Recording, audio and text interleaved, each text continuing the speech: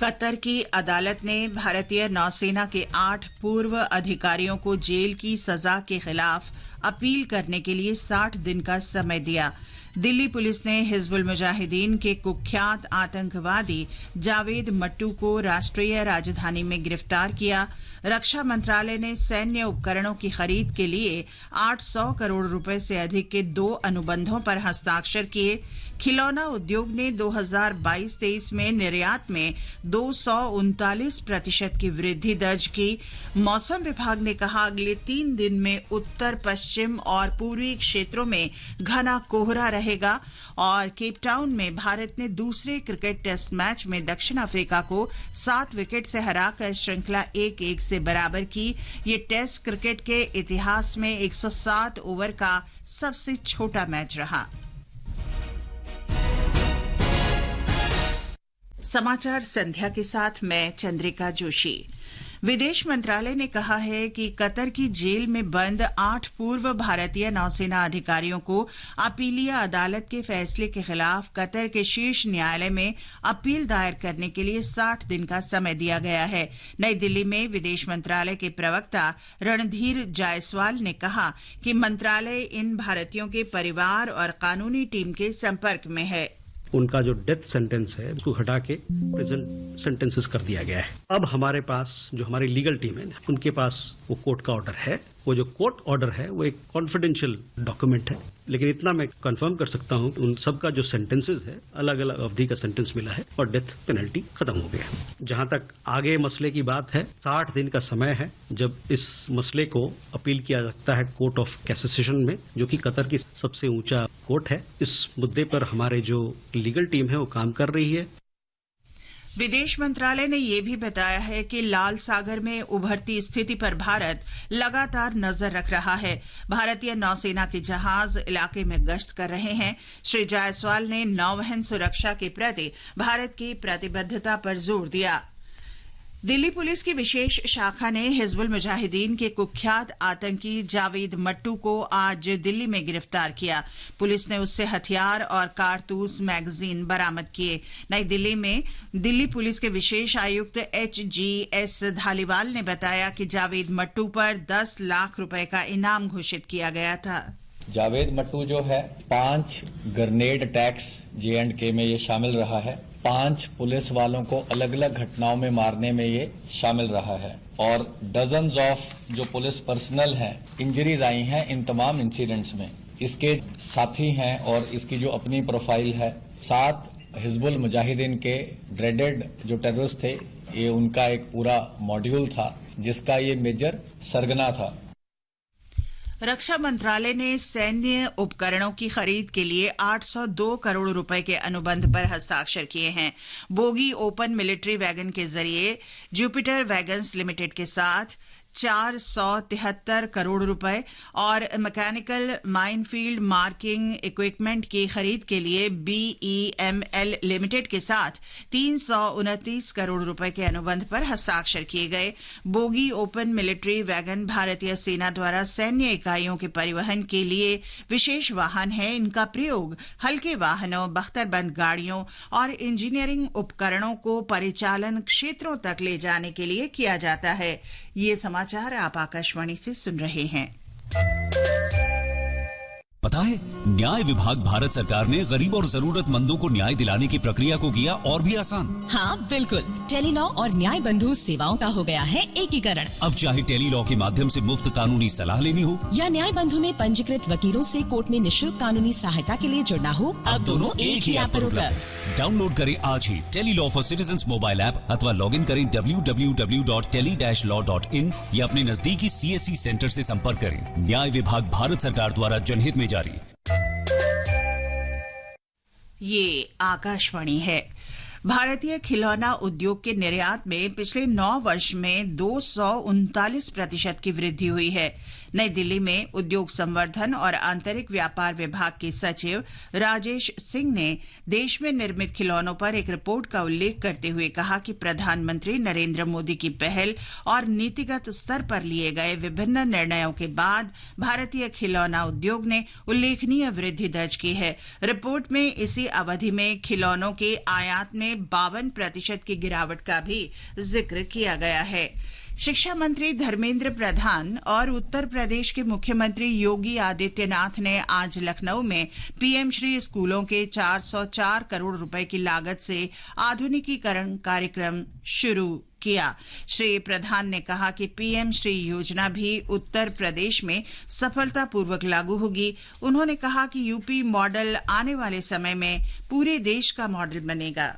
पूरा दुनिया भारत को देख रहा है और भारत की केंद्र बिंदु उत्तर प्रदेश बन चुकी है और उत्तर प्रदेश की राजधानी लखनऊ में बैठ के हम सभी लोग रामलाला जी की जप कर रहे हैं। मैं इसीलिए आज आभार प्रकट करता हूँ इस दुनिया को राममय करवाने के लिए। राष्ट्रीय शिक्षा नीति को पिछले 3 साल में लागू करने का आपने अनेकों इनोवेटिव तरीका अपनाया। सरकार ने छात्रों में नेतृत्व क्षमता विकसित करने के लिए शिक्षण कार्यक्रम प्रेरणा का शुभारंभ किया है। शिक्षा मंत्रालय ने कहा है कि प्रेरणा भारतीय शिक्षा प्रणाली के सिद्धांतों और मूल्य आधारित शिक्षा के दर्शन को एकीकृत करने की मजबूत प्रतिबद्धता से प्रेरित है तथा राष्ट्रीय शिक्षा नीति 2020 की आधारशिला है। ये कक्षा 9वीं से 12वीं तक के चयनित छात्रों के लिए 1 सप्ताह तक चलने वाला आवासीय कार्यक्रम है। वित्त मंत्री निर्मला सीतारमण ने कहा है कि केंद्र सरकार राज्यों के साथ 100% राज्य वस्तु और सेवा कर साझा कर रही है। आज चेन्नई में उन्होंने कहा कि तमिलनाडु को वर्ष 2014 से प्रत्यक्ष कर के माध्यम से 6,23,700 करोड़ रुपए का राजस्व प्राप्त हुआ है। विकसित भारत संकल्प यात्रा में उन्होंने कहा कि चेन्नई में उज्ज्वला योजना के माध्यम से 38,000 लोगों को लाभ हुआ है।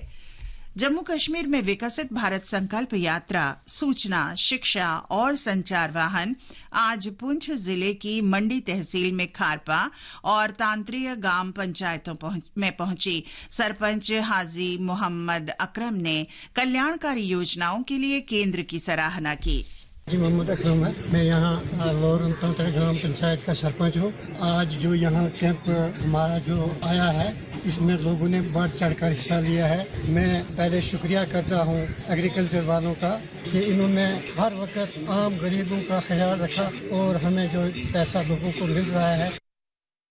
पिछले वर्ष मणिपुर में हिंसा और उसके प्रसार के कारणों की जांच के लिए गठित गुवाहाटी उच्च न्यायालय के पूर्व मुख्य न्यायाधीश न्यायमूर्ति अजय लांबा की अध्यक्षता में जांच आयोग ने शपथ पत्र जमा करने की अंतिम तिथि बढ़ा दी है।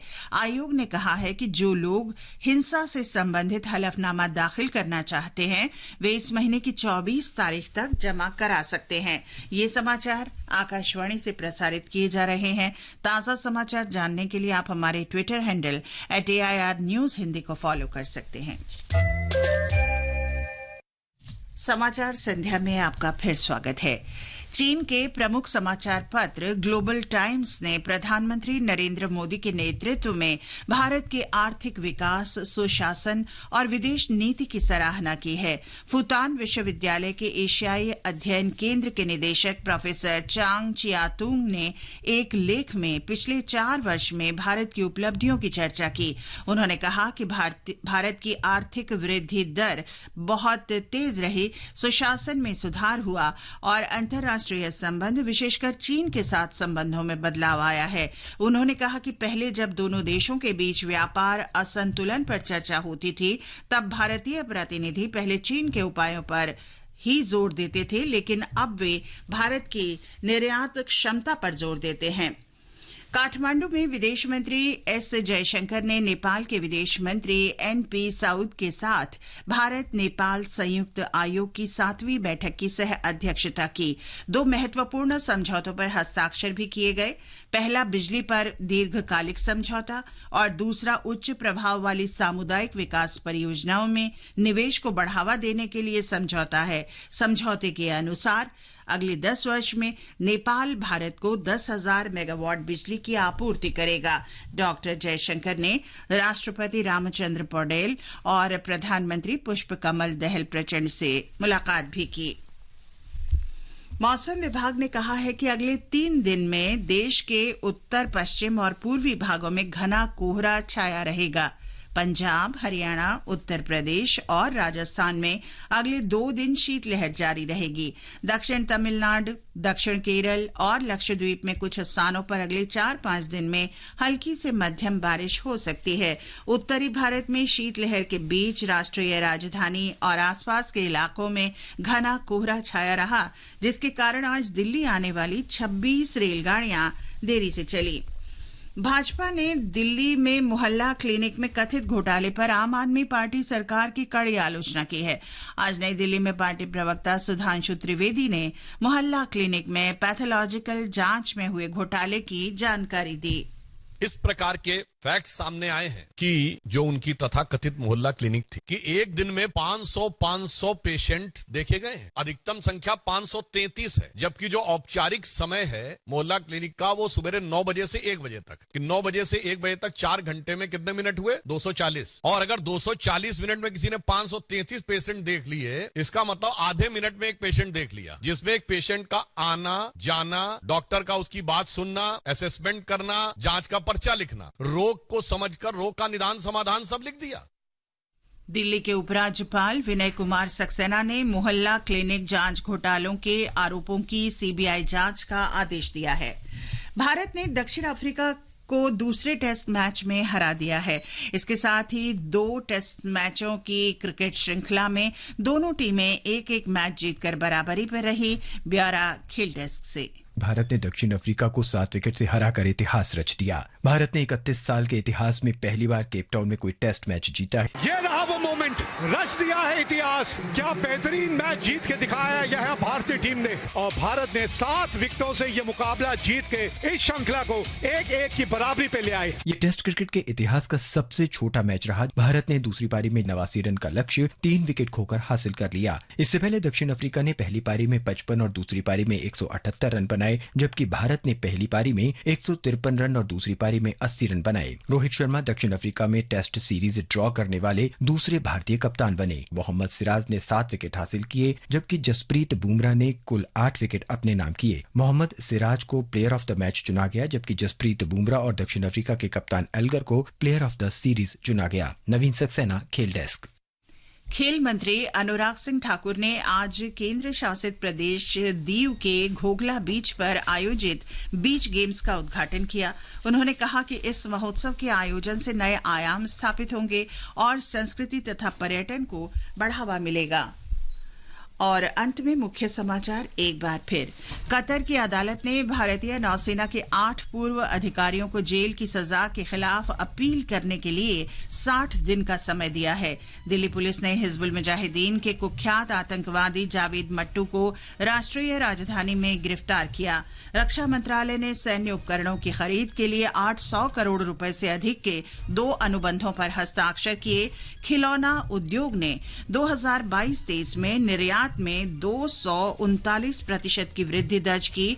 मौसम विभाग ने कहा अगले 3 दिन में उत्तर पश्चिम और पूर्वी क्षेत्र में घना कोहरा रहेगा। केप टाउन में भारत ने दूसरे क्रिकेट टेस्ट मैच में दक्षिण अफ्रीका को 7 विकेट से हराकर श्रृंखला 1-1 से बराबर की। ये टेस्ट क्रिकेट के इतिहास में 107 ओवर का सबसे छोटा मैच रहा। इसके साथ ही समाचार संध्या का ये अंक समाप्त हुआ। नमस्कार।